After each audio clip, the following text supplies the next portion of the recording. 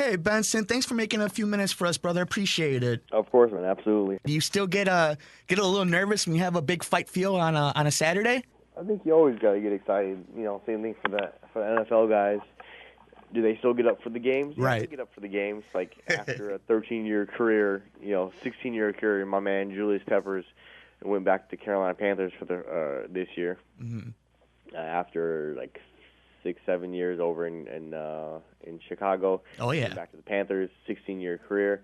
He still gets up. He still gets excited for games. So you still get excited. But it's a little bit different. You know when to get excited. You don't get excited all week long for these fights. I know, I've been doing this a long time.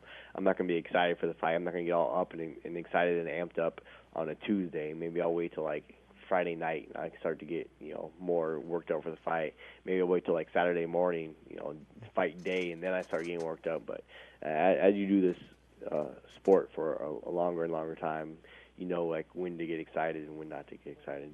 And I think what's really cool about guys like you, about athletes like you, that as the years go on, your game evolves and you're willing to go with it, because that's a big challenge for a lot of people, especially in MMA, where we have so much respect for what the guys on the gridiron do or what the guys on the court do or on the rink, but they have a big squad. They have a lot of coaches. They have a lot of influence coming down for game planning, for individual weeks, for one game at a time.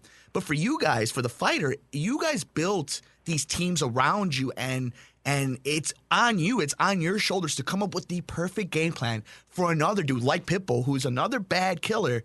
But you go in there and you have to have the perfect game plan that your team built. How is that, as you evolve in your career, making sure you train the right way, you eat the right way, and you're taking the right amount of damage heading into these big fights? Well, that's definitely the total thing. MMA, mixed martial arts, is more of an individual sport. We do have teams. We train with teams. I have my team, the MMA Lab in Glendale. I love all my guys. I love all my girls. We have a great team, but it is still a individual sport. So the onus is on you as the competitor, whether you win or lose. You can't blame the quarterback. You can't blame the coach. You can't blame the point guard. It's all on you. You're such an individual sport. That's why guys have to be highly self-motivated, highly disciplined to have success in an individual sport like this. And it's very true. Like ultimately, at the end of the day, after a fight, you can't blame your coach because you didn't have this game plan, you didn't have that game plan. Like right. No, you're the fighter. You're the one out there. You're the one who has to do it. You have to adjust on the fly. You got to change this up. You got to change that up. Such an individual sport, the onus is entirely 100% on the fighter.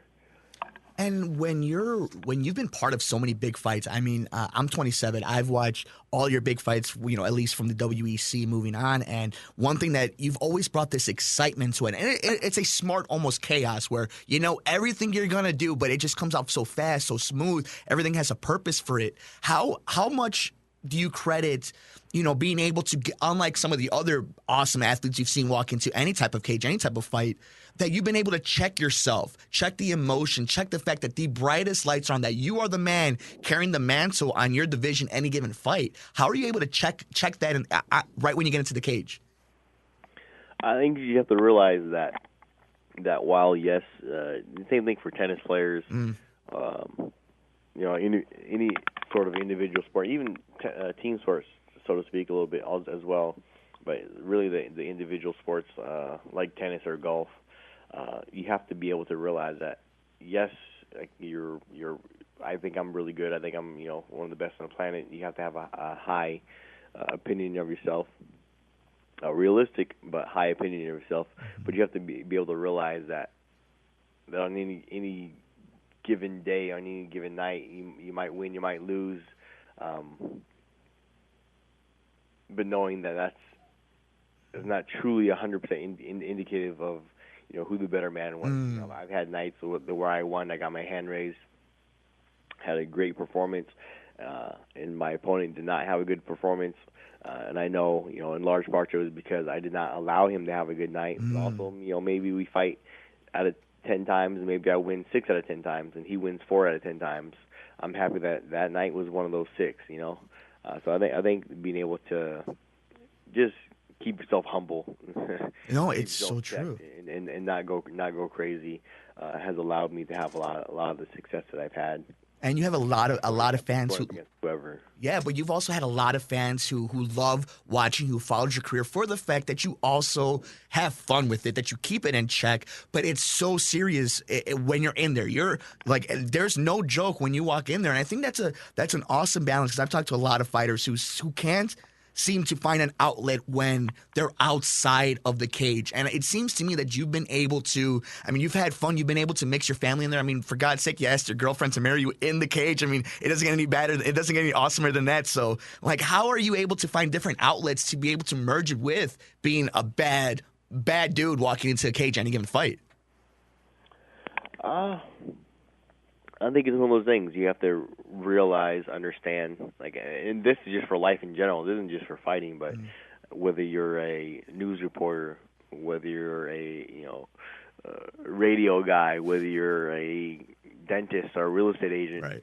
Like, there's more important things in life than your job. Your job is supposed to help supplement your life. Your job is supposed to help you live a worthy and happy life. Your job is not your life, though. So for me, I have a cool job. I like my job. I get paid pretty well. It has allowed me to enjoy my life and all facets of my life that much more. But, fighting's cool. I like it all and everything, but there's so much more. There's so much more to life than just that. So I think being able to realize that you're able to appreciate what you do and involve other things. I don't take fighting's cool and all that, but I don't take it too seriously, No, I wanted to be able to share a special moment, proposing to my girl. That was awesome. With the world. I had a great opportunity, a great showcase, a great place to do that at, and it went well that night for me. I got my hand raised, defended my belt, and then it was able to propose after that. So I think that it was a very good night for me. But being able to take a step back and realize the importance of fighting in my life.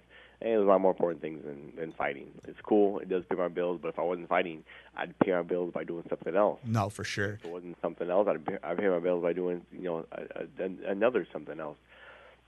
So I think just being able to not take it too seriously. You got some of these guys, these fighters, they get caught up with the game, or even not even fighters. Like if you're an investment banker, or you're a stocks guy, you get so involved in your job, and you think your job is your life, and you forget. No. I have this great job. I'm making a lot of money so that I can enjoy my life, so that I can enjoy my wife, taking her out to nice places, doing nice things, so I can provide for my kids and take them to practice. Right. I go to my job to pay for them to go to these nice, cool wrestling camps. I want to take them to those wrestling camps. I don't want to pay for the wrestling camps and be stuck working and not be able to watch them do the wrestling. So making those memories. Some that. Exactly, man. No, that's awesome. And let me throw a little hate on you, though. Thank you for making it so much harder for the rest of us when we propose to our ladies. That how am I supposed to tap a championship fight? Speaking of that, though, man, what else you guys like to do fun? I know, like you said, you love your family. They're really a big part of this journey that you've been on, this awesome journey. What else you like to do? I know one of my followers told me that you're into fantasy football, so you're just like me. You have that love-hate relationship with that damn thing that we call fantasy football. What else you like to do, man? I'm really pretty boring by nature. I like to read a whole lot. All right. So I read books, comic books. My man. In my downtime. And then, like you said, fantasy football. I'm big on fantasy football. I think I'm in 5 leagues this year. Oh. So I like to take that fantasy football pretty seriously. I'm with you. I got 3, and that's a lot. 3's are too, man. 3's tough. Yeah. Anything over 2, like you got to start paying attention to who you drafted, which team they're on, and this and that. Like, it can be definitely be quite a bit of a headache. AJ Green is killing you in one league, and you're helping you in the other league, and you don't know which way to root for. Yeah, no, I'm with you, brother. Without giving a spoiler, I mean, before we let you, I know you got a crazy day ahead of you. Without giving any spoilers, when Benson Henderson, when Smooth walks in there, one of the baddest dudes to play, one of the coolest dudes that we've been able to talk to, walks into that cage. What is the X factor? Why are you going to get that hand raised after this weekend? I'm gonna get my hand raised this Saturday because I put in all the work. I have years and years and years of putting in the hard work. I was never slouched. Did all the extra sprints. I did all the lifting.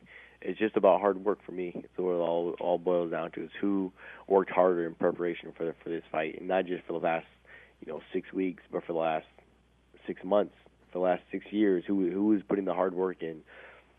I just always tell people, you just get 1% better every day. Just put in that hard work, and then the results will come. It might not come immediately, might not come right away, but 6 years later, 6 months later, down the road, you'll see it pay off. So Saturday night is going to be a payoff for me of all the hard work I put in over the years, and go out there and have a great night. Go run some good offense. I got a new stand-up coach in Eddie Cha, so I was going to be able to run some new things. I have 2 good knees. My first fight coming off ACL surgery, right. So I'm really excited to be healthy and 100% for Bellator. I have not had a great performance for Bellator yet. I think I've given them one pretty good performance, and I lost that one in a split decision. Well, my other 2 performances for Bellator, one I got my butt beat by Andre Koreshkov. He threw me a whooping. One was a decent, performance. Not great, but I was able to get my hand raised against Patricio Pitbull. Yeah. And against Chandler. I think I beat up Chandler, and I had a decent performance, but I lost that one. So I'm looking to give Bellator, I'm looking to give the fans just a great performance. Now that I have 2 good ACLs to do it on. You're too hard on yourself, brother. You've always given us great performances. You've given us your body, your soul, your family has let you done that for us. We appreciate everything you've done, man. I wish we had more time. Anybody who wants to support Benson, please. He's on Twitter at Benson Henderson. Follow him on Instagram at Benson Henderson. They're live on Spike TV, the main event. They're the main event. No matter what the outcome is, you're watching 2 of the baddest dudes go at it, and you're watching one guy who gets it, who gets the sport, but also gets the ins and outs of how to live life. Benson, man, is there anything we could plug for you, brother? That'd be it, man. Just want to say it to all the fans, any new fans, just thanks for the support. This is a hard job. It's tough. It's not a typical 9 to 5. I get literally punched in the face, beat up, choked, kicked in the ribs as a part of my job. So it's hard to do. This is a tough sport. So thanks for all the kind words, the encouragement. It means a lot. So just thank you, fans, for that. Hey, thank you, champ, for joining us, man. Good health, and go kick some ass, man. We can't wait to have you in Chicago. Next time you're in, Bears and pizza on us, okay? I'm going to hold you to that. Awesome, brother.